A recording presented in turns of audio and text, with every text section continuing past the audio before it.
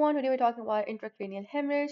Now, what happens is that excessive brain movement. Imagine a person is moving really fast and suddenly he halts. So that excessive brain movement or direct trauma on the skull, so cranial trauma, this can result in significant traction on the cranial vessels. So cranial arteries and veins, they can get severely pulled or stretched, or they can be, forced, or a friction can be applied to them because of all of these reasonings, and this can lead to rupture or hemorrhage of the vessels. Now, there are different types of vessels hemorrhage. There are different types of hemorrhage. You have epidural, you have subdural, you have subarachnoid, and you also need to be familiar with aneurysm. Now, epidural hemorrhage basically results from injury to meningeal artery, in which exactly the anterior division of the middle meningeal artery. So, if you can recall, this is the middle meningeal artery. Right here, you can see the middle meningeal artery. So, middle meningeal artery, it's anterior division. So, anterior division of the middle meningeal artery, right here, it's located on the pterion. So, if any force is applied to the pterion towards the temple, right here, right? So what happens? Antero-inferior to the parietal bone. So antero-inferior to the parietal bone, if any force is applied or someone just punched another person, so there are high chances that this anterior division of middle meningeal artery can get damaged. And if this gets damaged, what happens is epidural hemorrhage. So do not forget, epidural hemorrhage, occurs due to anterior division of middle meningeal artery getting damaged. So minor blow to the side of the head, it can result in the fracture of the skull in this region, anterior inferior to the portion of the parietal bone, and this is going to sever the artery. So if the artery is severed, or it's ligated, or not ligated, but it's severed, like it's just cut into halves, this means that obviously there'll be a lot of bleeding, and this bleeding is going to strip up the meningeal layer of the dura from the internal surface of the capsule. So basically, where is this? It's epidural hemorrhage. So epidural hemorrhage, it's important for you to know, this is epidural space. You can see the subarachnoid, and you can also see the epidural. So outermost is innermost is pia mater, then you have arachnoid, and outermost is dura mater, right? So subarachnoid is basically below the, so this is the spinal cord, but anyways, what we're talking about right now is the hemorrhage in the brain, right? But I'm just giving you reference of epidural space, what epidural space is. This is epidural space. I hope you can understand. When we were taking lumbar puncture, we were taking CSF from subarachnoid space, because subarachnoid space has the CSF. Now we're talking about the epidural hemorrhage. It has epidural hemorrhage is basically between the two layers of the dura mater. So you can see dura mater has periosteal layer and the meningeal layer. So between them, you'll have the epidural hematoma or epidural hemorrhage. So I hope that's clear. So this is the what happens is that rupture of middle meningeal artery, the interior division of the middle meningeal artery. Very important. I hope you can see the diagrams, right? So this is your epidural hematoma. Now, skull fracture. See, this is much more clear. This is subdural. Subdural also I'll tell you. So, to stop the hemorrhage, the torn artery or the vein, it must be ligated and plugged. Easy. Now, subdural hemorrhage, you can already make out that this is below the dura. Epidural was between the dural layers, right? Epi means above. So basically above the meningeal layer of the dura mater. So ultimately in between the two layers. And subdural is below the dural layer, and this is because of the tearing of the superior cerebral vein. Now, if you can recall the superior cerebral vein, when I was talking about cerebral uh, veins, so in that topic, I told you you have superficial and deep cerebral vein. So in this superficial cerebral vein, we had a superior cerebral vein, remember, and we had a superficial middle cerebral vein. So the superior cerebral vein, which was going and draining into the superior sagittal sinus. So the point where it's draining into the superior sagittal sinus, that is a very weak point, especially if there is a blow in that region, right, at the top of the back of the head, right? At the top or the front top or the back of the head. So at the top front or the back of the head. Obviously, superior cerebral veins, they're superficially all over the cerebral cortex. But they drain into the superior sagittal sinus at the top, right, in front as well as at the back. So if there's a blow there because of either, it could also potentially because of any accident. So the superior cerebral vein is bound to tear or rupture, because of which there'll be a lot of bleeding, right? And they're saying this could be because of blow, or it could also be due to excessive anteroposterior displacement of the brain. So if someone is really shook a lot, so because of that also there can be this rupture of the superior cerebral vein. So this is the vein. Previous was epidural was the artery, subdural is the vein, and epidural was between the two dural layers. Subdural is below the dural layer, right? In the subdural space. Now, another thing is that you can test out these lesions with the help of CT scan. So, epidural hemorrhage, blood stays up the meningeal layer of the dura layer. So, up the meningeal layer from the endosteal layer of the dura mater. So, what happens is that there's a lens-shaped hyperdense collection of blood that can be seen in the CT scan. And the other is the subdural hematoma. This is between the meningeal layer of the dura mater and the arachnoid. So subdural. So below the dura layer, right? Below the dura mater and between the arachnoid. And this is crescent shape. So subdural is crescent shape, and with the SU you can remember superior cerebral vein. Easy, subdural, superior. So do not forget SU and SU. Now, here also they're talking about intracranial hemorrhages in infants. So we are done with epidural and we are done with subdural. Now we have to focus at the subarachnoid, and we have to also focus at the cerebral hemorrhages.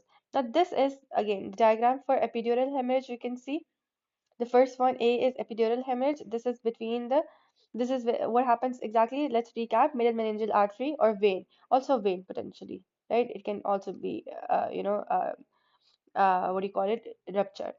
So hematoma is lens shaped. You can see it's lens shaped, and it's between the endothelial layer of the dura and the meningeal layer.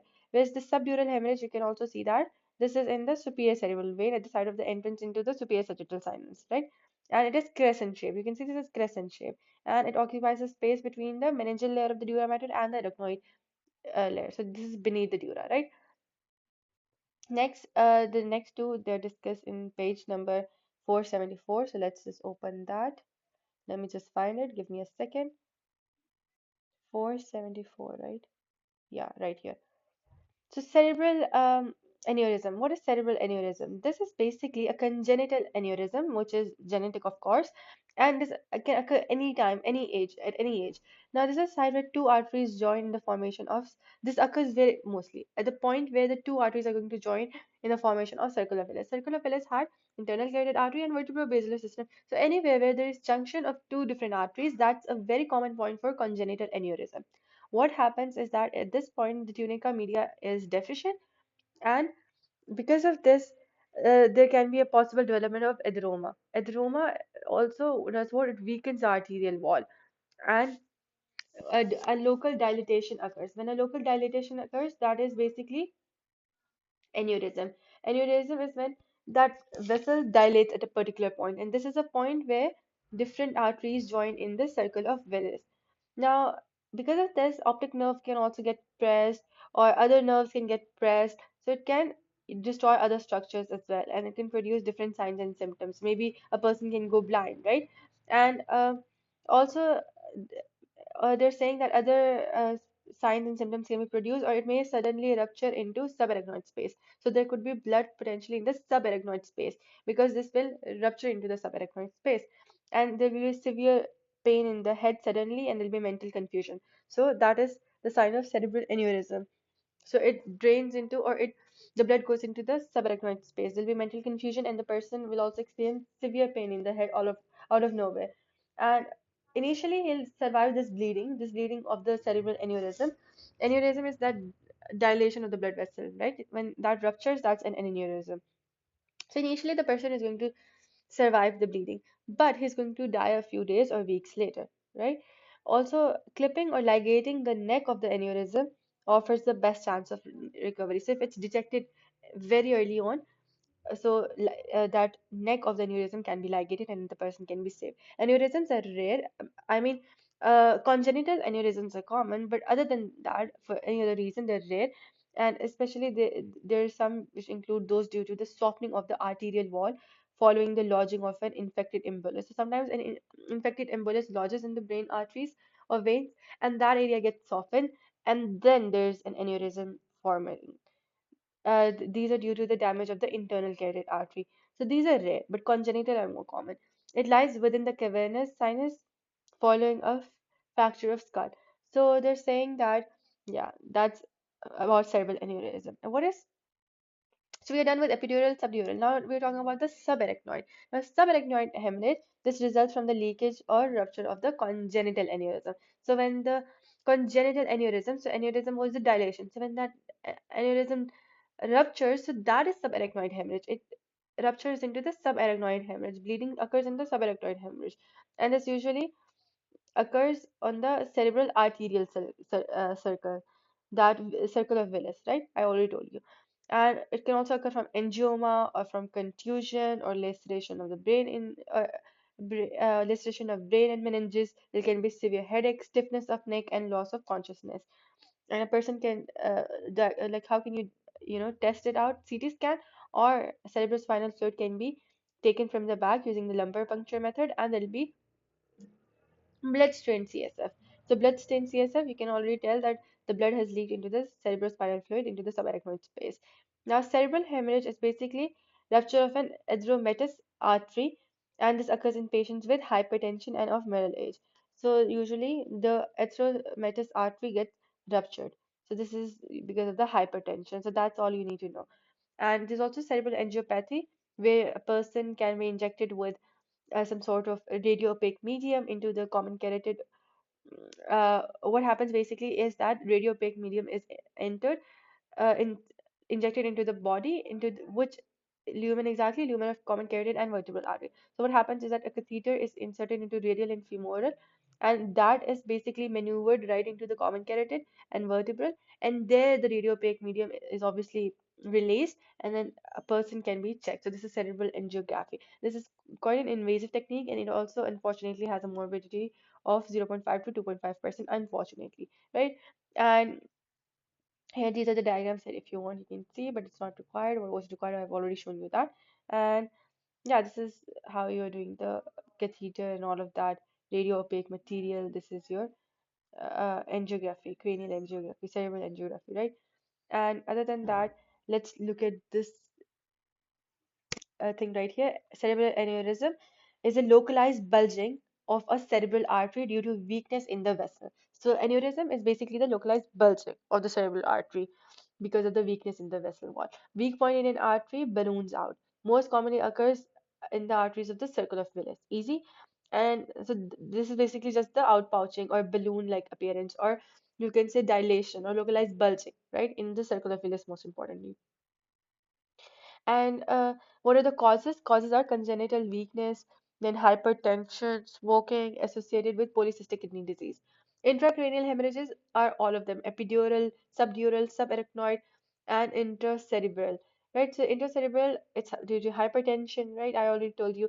Subarachnoid was because of bleeding into subarachnoid space because of the rupture of cerebral aneurysm. And worst headache of life, suddenly out of nowhere, a person gets, and then he falls unconscious. So initially they'll be bleeding, but the person will die after a few days if the neck of the aneurysm is not ligated on time. Subdural and epidural. Epidural was between the two dural layers, right? Between the periosteal and meningeal layer, and it was because of the rupture of the middle meningeal artery.